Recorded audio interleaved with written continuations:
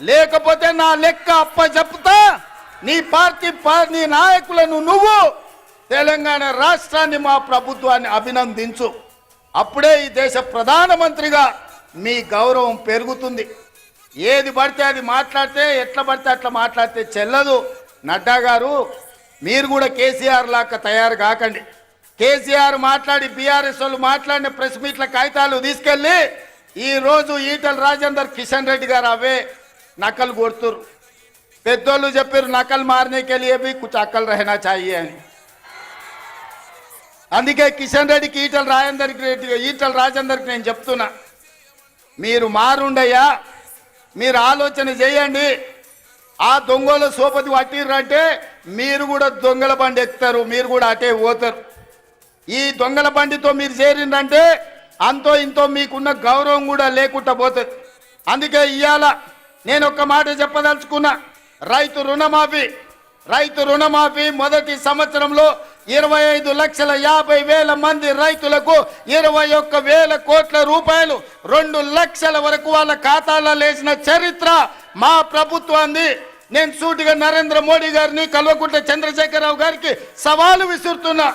మీ అధికారంలో ఉన్న సమయంలో కావచ్చు, మీ రాష్ట్రాలలో కావచ్చు, ఒక్క సంవత్సరంలో 21,000 కోట్ల రూపాయలు 2 లక్షల రూపాయల రైతు రుణమాఫీ మీరు చేస్తే మా వ్యవసాయ శాఖ మంత్రి తుమ్మల నాగేశ్వరరావు గారు, మా ఉత్తమ్ కుమార్ రెడ్డి గారు, మా రెవెన్యూ మినిస్టర్ శ్రీనివాస్ రెడ్డి గారు, బట్టి విక్రమార్క గారితో సహా నేను వచ్చి మీకు క్షమాపణ చెప్తాం.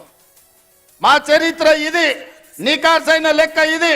మా ఆర్థిక మంత్రి ఎన్ని ఇబ్బందులు పడ్డా వానాడు అడ్డగోలుగా వాళ్ళు అప్పులు చేసి తెలంగాణ రాష్ట్రాన్ని దివాలా తీపించిన మా ఆర్థిక మంత్రి బట్టి విక్రమార్క గారు ఒక క్రమ పద్ధతిలో మొదటి సంవత్సరంలోనే 21,000 కోట్ల రూపాయలు 25,50,000 మంది రైతులకు రుణమాఫీ చేసి రుణం తీసుకున్న చరిత్ర మా చరిత్ర గురించి మీరు మాట్లాడతారా? కాంగ్రెస్ పార్టీ గ్యారంటీల గురించి మాట్లాడే అర్హత మీకున్నదాన్ని నేను ఈ సందర్భంగా అడుగుతున్నా. ఇదే కాదు, ఈనాడు ఆడబిడ్డలకు మేము ఈ ఒక్క నల్గొండ జిల్లాలో మా ఎంకన్న చిట్టి రాసిస్తున్నాడు. 2,004 కోట్ల రూపాయలు ఒక్క నల్గొండలనే రుణమాఫీ జరిగిందని. ఒక్క నల్గొండ ఉమ్మడి జిల్లాలో 2,000 కొత్త నల్గొండ జిల్లాలనే 2,004 కోట్ల రూపాయలు మీ ఒక్క జిల్లాలనే రైతులకు రుణమాఫీ జరిగిందని చెప్పి వెంకన్న లెక్కలు అందిస్తున్నాడు. పెద్ద ఎత్తున చప్పట్లు కొట్టండి మిత్రులారా. ఆ మోడీకి నడ్డాకు కనీసము జ్ఞానోదయం కలగని అని మన ప్రభుత్వం ఏం చేస్తుందో. ఇదే కాదు, ఉచిత కరెంటు ఇండ్ల కన్నం, 24 గంటల ఉచిత విద్యుత్ వ్యవసాయానికని ఆనాడు 9 గంటలు ఇస్తానని రాజశేఖర రెడ్డి గారు చెప్పినప్పుడు ఆనాడు ఉచిత కరెంట్ ఇస్తే బట్టలు ఆరేసుకోవాలి తీగల మీద అన్నారు. కానీ అది తప్పని నిరూపించి రైతులకు ఆనాడు 9 గంటల ఉచిత కరెంటు కాంగ్రెస్ పార్టీ ఇచ్చింది. ఉచిత కరెంటు పేటెంట్ ఎవరిదయా? మనది కాదా? మనం కాదా ఈ దేశంలో కనిపెట్టింది? మన కాంగ్రెస్ ప్రభుత్వం కాదా? ఇందిరమ్మ రాజ్యము ఈ దేశంలోనే మొదటిసారి రైతులకు ఉచితంగా కరెంట్ ఇవ్వాలి, వాళ్ళని ఆదుకోవాలి, కరెంటు బిల్లులను మాఫీ చేయాలని మొదటి సంతకంతో వైఎస్ రాజశేఖర రెడ్డి గారు ఎల్బీ స్టేడియంలో 1,200 కోట్ల రూపాయలతో పాటు రైతుల మీద ఉన్న వేలాది విద్యుత్తు చౌర్యం కేసులను ఒక్క కలంపోటుతోనే ఎత్తేసింది డాక్టర్ వైఎస్ రాజశేఖర రెడ్డి గారు కాదా?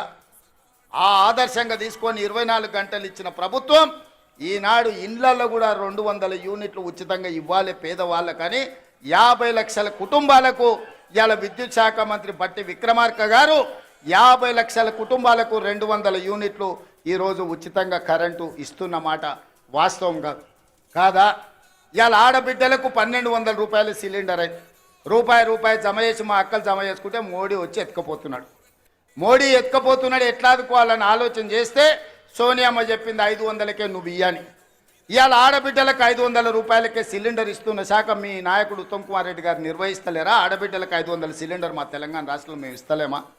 రాజీవ్ ఆరోగ్యశ్రీ ఆనాడు మేము 2 లక్షల రూపాయలతో మొదలు పెడితే చంద్రశేఖరరావు గారు వచ్చి దాన్ని నిర్వీర్యం చేసి మనం వచ్చినాక మొదటి 2 రోజులే డిసెంబర్ 9 నాడు 7:30 అధికారం చేపడితే 9 నాడే 10 లక్షల రూపాయలు రాజీవ్ ఆరోగ్యశ్రీ పథకాన్ని పెంచి పేదవాళ్ళ కార్పొరేట్ వైద్యాన్ని అందించి ఇవాళ పేదవాడిని కుటుంబ సభ్యులుగా భావించి అపోలో యశోద ఎక్కడికి వెళ్ళిన 10 లక్షల రూపాయలతోని మీ కుటుంబాలకు ఇవాళ ఉచిత వైద్యాన్ని అందించింది మన ప్రభుత్వం కాదా?